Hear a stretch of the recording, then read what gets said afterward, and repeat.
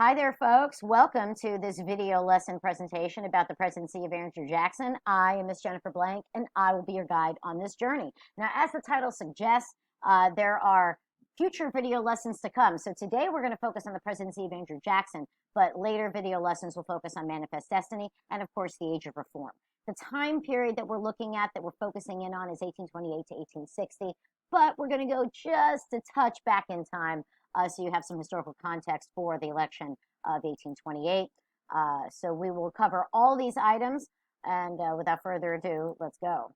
So, Jacksonian democracy, Andrew Jackson. Andrew Jackson was an interesting character. He was a bit of a contradiction at times. We'll talk about that in this lesson and others as well. But in order to fully understand Andrew Jackson, we got to go back to the election of 1824, the election that he lost. Okay, and this was a disputed election.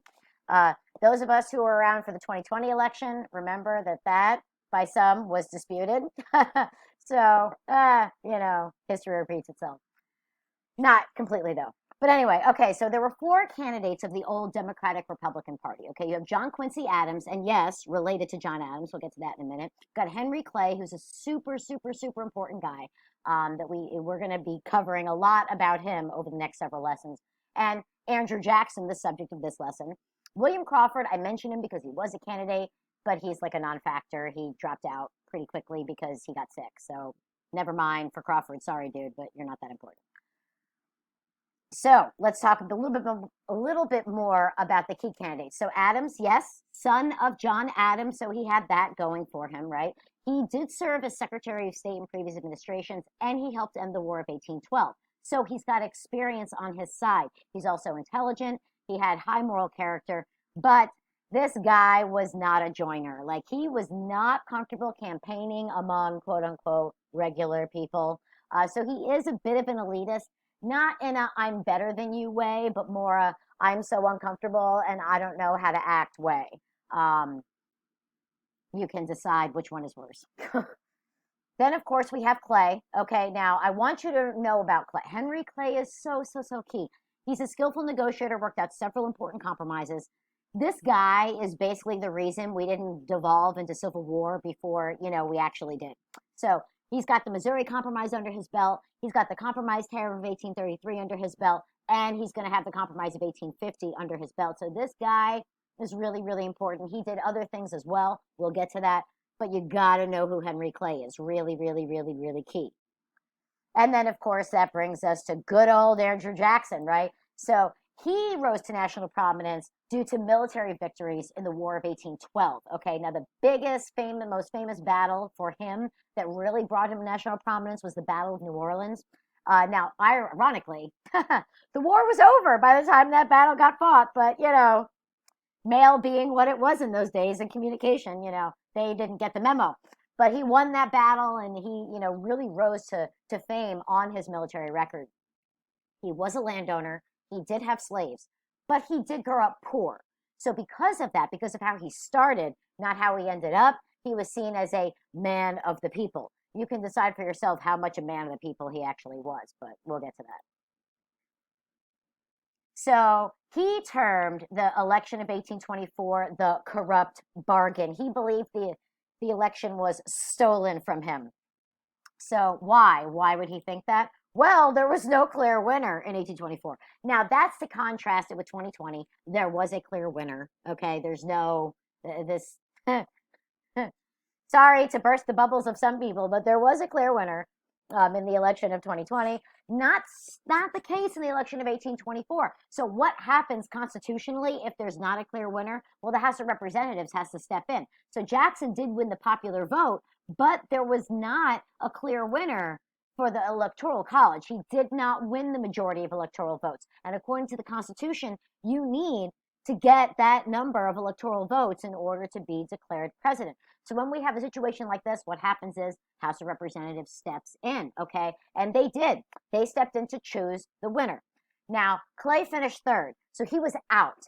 But he told all his people, yo, vote for Adams because Jackson's no good, right? So as a thank you, Adams made Clay Secretary of State. And Jackson was like, look at this. This is quid pro quo. This is corruption. I should have won this election, But Sorry, Jackson, what was done is what the Constitution stated should be done. That's how it works. So there, you might not like the outcome, but too bad, so sad for you. But at any rate, Jackson would not get over this. He would hold a grudge, and this would play out in the election of 1828. So, what changed between election 24 and 1828? That's something we want to spend a minute talking about. What changed? First of all, Jackson was known as Old Hickory. That's his nickname. That's going to be important later on. He was a hero of the common man, and he won in 1828. Well, why? Because the vote was expanded to more citizens.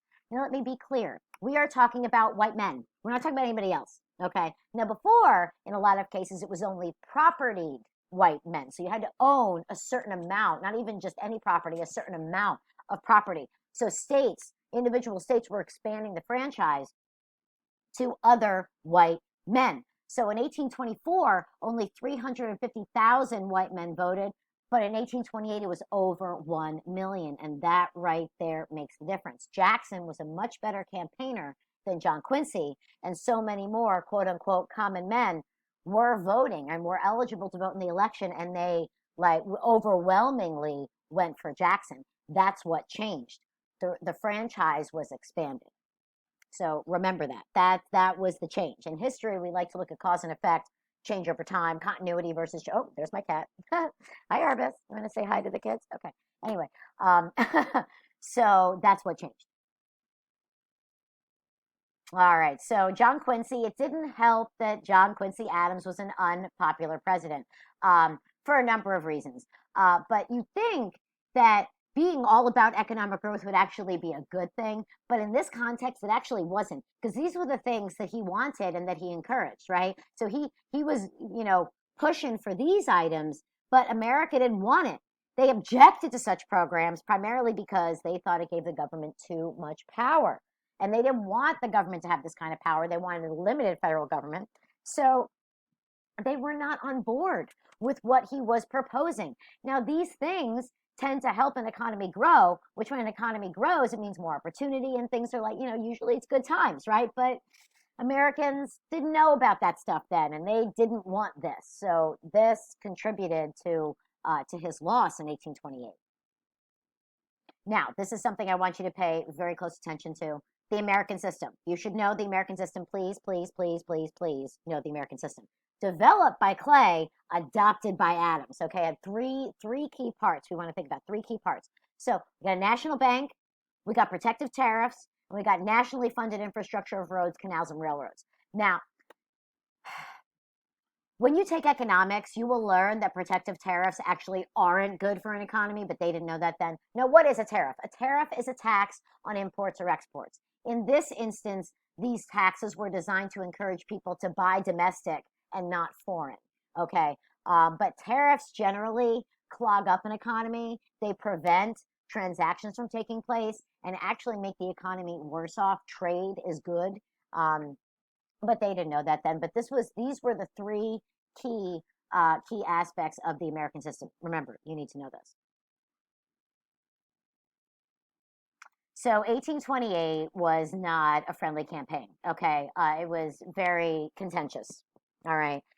But unfortunately, it was not a focus on issues. No, it wasn't that at all. You know what it was? It was a focus on personality. Okay. So the accusation coming from Jackson to Adams was that he was stuck up because he was a member of the upper class, right? And that's not entirely inaccurate. I mean, he wasn't comfortable among regular people. He was very just not, he wasn't a good campaigner. He wasn't a good, like, shake hands and kiss babies kind of politician. And that's really what people were looking for at this point. Supporters of Jackson, or supporters of Adams, rather, deemed Jackson a military chieftain. And said he would become a dictator like Napoleon. Well, he didn't become like Napoleon, but he did do some things that, yeah, I don't know how we feel about them. They weren't good things, right? So neither of these accusations were completely wrong or completely right. There was some truth to each of these things, but in any rate, the fact that the campaign was a focus on personality really gave Jackson the edge, and that's what propelled him to victory. So I also want you to understand. Whoops, got a little excited. Let's go back. Sorry about that, folks. There we go. So the other thing I want you to understand is that This was a time of growing sectionalism. And sectionalism is effectively when you elevate your region over that of of the nation. You, in some cases, at the expense of the nation, your region becomes more important than the nation as a whole, and that's a very, very dangerous thing for any country. Um, it breeds hostility and lack of compromise, and will result in civil war if left unchecked. Now, of course, we don't get to civil war until 1861, but Jackson was president, pardon me, during a time of growing sectionalism. This was an era of new popular democracy, right? Now, interesting note, our founders never called us a democracy. They always referred to us as a republic, okay? Always as a republic. This time period, though, this is when you start having the word democracy thrown around. And you hear it all the time from politicians today. Democracy this and democracy that. We're a democracy, American democracy. Our founders would not have been happy with that. They associated democracy with tyranny of the mob, mob mentality, and all of those things were dangerous to national unity. So, but this is where, if you wonder where we started referring to ourselves as democracy, right here. Okay. But to be fair, his election does show the growth of that. He did spread political power to more people, and that usually is a good thing. We'll see. So now, one of the things that Jackson wanted to do is he did want to give political power to common folks. So he introduced something called the spoil system. Sometimes it's interchangeable with Jacksonian democracy. Basically, he hired his own people to replace everybody else in the administration. So they gave away so many jobs to his friends, his political allies. Excuse me. He packed the federal government with his people. And this is called the spoil system or political patronage. Patronage is like special favors. So I'm going to move my little guy over here. So during this time, parties were organized locally as well as at state and national levels. Political patronage was used to maintain party loyalty. And what did that look like? Well, it looked like this, doing fun stuff to mobilize voters, right? It looked like this, not having somebody who necessarily knew a lot of stuff, but somebody that you could relate to, somebody who was like you. So they're folksy, they're going to drink with you, they're going to fight, and they're going to win, they're going to be soldiers, you know. And it was guys like Jackson and this guy Harrison, who we'll talk about in a little bit. Use of partisan newspapers to share information and get out the vote. And this resulted in higher voter turnouts, which would last well, throughout the rest of the 1800s, right up until about 1900. So it was successful. We kind of do some of that now. But you'll learn more about that in government. Now, Jackson absolutely opposed the national bank, largely because they wouldn't do what he wanted and enact the kind of policies that he wanted. So he created competition. He created other banks and funneled federal money into those what are known as pet banks because he did whatever Jackson said. So many people thought that he was acting more like a president, more like a king than a president. And you can see this in this political cartoon to the left. We're going to look at this cartoon and others like it in class just to get a sense of how to analyze those. But there were opponents to what was happening here. In 1832, those opponents actually formed a brand new party, the Whig Party. And I want you to remember that name because it's going to be big as we start to edge closer to Civil War. I'll have more details on this crazy political party madness in another video lesson. So, Jackson did a lot of awful things. This was arguably the most awful. He did not like Indians. He did not like Indians. He did not like African Americans. And through his pressure, he pressured Congress and got this through the Indian Removal Act of 1830. Under this law, basically all government-funded treaties would force tribes west, and previous treaties would be null and void. What this nation did to the Native American is there aren't words for it. We have two original sins in this country: slavery and what this country did to the Native Americans. And so all these treaties forced tribes west. The Cherokee tribe in Georgia refused, and they took it to court. They challenged this act, and they were supported by the Supreme Court. The Supreme Court sided with them in Worcester v. Georgia, and Jackson said, "Well, if that's their decision, well, then let them enforce it. He didn't enforce the decision, so the Indian Removal Act went through. This would lead directly to the Trail of Tears, which I'll give you more details about in a later video lesson. But this was arguably the most awful thing that he did as president. So, and this is what I just said. He refused to abide by the decision, and he just didn't enforce it. So the decision was not enforced, so it was basically meaningless. The Trail of Tears followed this court ruling, and it wasn't only the Cherokee, but the Cherokee was probably the largest tribe that was driven west, mostly on foot. Thousands died. As I said, I'll have more details about that in a special topics video lesson later on. But here is a map just so you can get a sense of the Indian tribes involved and where they started and where they were moved to and how they were moved. So just that's a visual for you, just so you can take a look and see what that looks like. Okay, so now we got to talk about this tariff of abominations, okay? Now, it's called an import tariff, but of course the South referred to it as a tariff of abominations. The North, as you can see in this cartoon, liked it. The South believed it was crushing them. So in 1824 and again in 1828, Congress increased this tariff. The Southerners called it a tariff of abominations, and they blamed this tariff for all the economic problems in the South. They weren't completely wrong about that, but the tariff arguably was better for the nation as a whole, even if it wasn't as great for the South. So the South, particularly South Carolina, vehemently objected to this tariff. Now, this is actually going to cause problems for Jackson because his vice president was none other than John C. Calhoun and a South Carolinian. So he developed, now John Calhoun gets credit for developing the theory of nullification, but I want you to understand that Jefferson and Madison actually discussed this idea of nullification way, way back when, during the founding. But John C. Calhoun gets credit for this theory, but I thought I should at least mention the Virginia and Kentucky resolutions. You can look that up on your own, or you can ask about it in class. And Calhoun believed that if a state found an act of Congress to be unconstitutional, it could declare that law void and just not enforce it.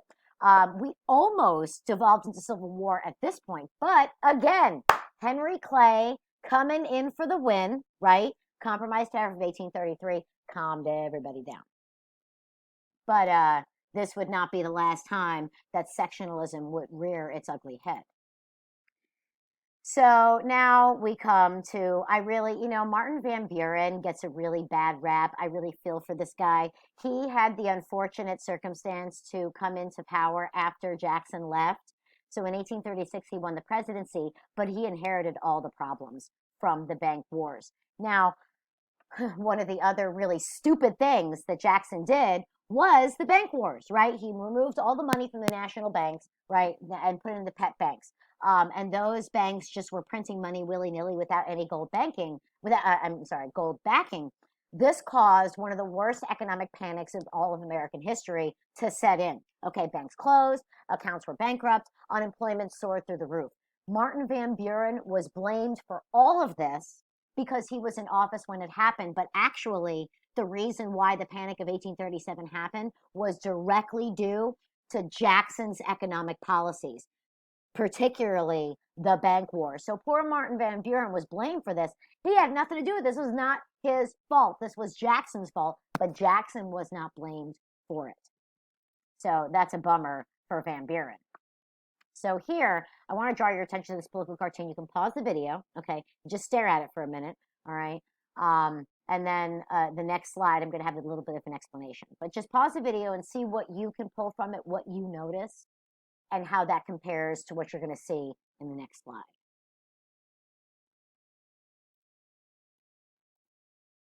Okay, so Jackson is seated in a collapsing chair with the altar of reform toppling next to him, and rats scurrying at his feet. The rats are, left to right, the Secretary of War, the Secretary of the Navy, the Secretary of State, and the Secretary of the Treasury. Jackson's spectacles are pushed up over his forehead, and his foot is planted firmly on the tail of the Van Buren rat. Resignations fill the air behind him, and a pillar-marked public confidence in the stability of this administration falls to the left. So we will talk more about this cartoon and others in class, but see if you noticed those items that are pointed out here. All right, so now we're at the end of this video lesson, folks, so thank you for hanging in with me. Conclusions about Jackson. He was contradictory. He was both authoritarian and democratic. He was authoritarian in the sense that he expanded the authority of the executive with all of these things. He was the first one to really link the power of the presidency, this idea of the president being the direct representative of the people. And it's an idea that we still hold true, we still have today. The president is the front man. He is the most public, he's the public face of government. So when things go wrong or things go right, we sort of look to that one singular figure. And this starts with Jackson. But he also did things to decrease the authority of national government and did things to increase the access to the franchise, right? He reduced the impact of the American system. He wanted a frugal and limited federal government. And he also, during his tenure, the franchise was expanded to include more white men than before. So in 1840, we're almost done. 1840, Martin Van Buren would not win because he was tagged with the problems from the Panic of 1837. Poor guy. William Henry Harrison, a Whig, would win the presidency, and John Tyler would be his vice president. Harrison is an interesting character. Let's talk about him. Now, this guy, Harrison, was a real piece of work. So he died a month into his term because, genius that he was, he decided to give his inaugural address in winter with no coat because it would make him look grr. Yeah, well, he caught pneumonia and died. What an idiot, right? So John Tyler becomes president. So poor Van Buren couldn't escape the consequences of Jackson's presidency. And now, instead of having a Democrat, now we have a Whig in office. In the election of 1844, things get even more interesting. James K. Polk was known as Young Hickory. This is why we're talking about him in this PowerPoint, because he was a protege of Jackson. Okay, he followed in Jackson's footsteps, and he actually took a lot of his ideas from Jackson himself. So he was known as Young Hickory, and this link to Andrew Jackson made him very, very popular. He was also against the American system. He was pro-slavery, pro-expansionism, and he was known, nickname as Mr. Manifest Destiny. Now, that's a name historians gave him, and you'll see why in later video lessons. Henry Clay, who was a Whig, he also ran for office again, and he lost again. Polk won, very quickly annexed Texas, which would enhance sectionalist tensions, it would increase them. And as we expanded further westward, these sectional tensions would be increased the further west we went. So before we close out, I want you to make a note of all of these key ideas. You need to know what all of these people's are, what all of these things are. Okay. Now, my folks, you should know what you need on a note card. You need basic description, date or date range, and historical significance. You should know all of those things for these items. And with that, I leave you until next time. I hope you learned what you needed to, and I will see you in the next video.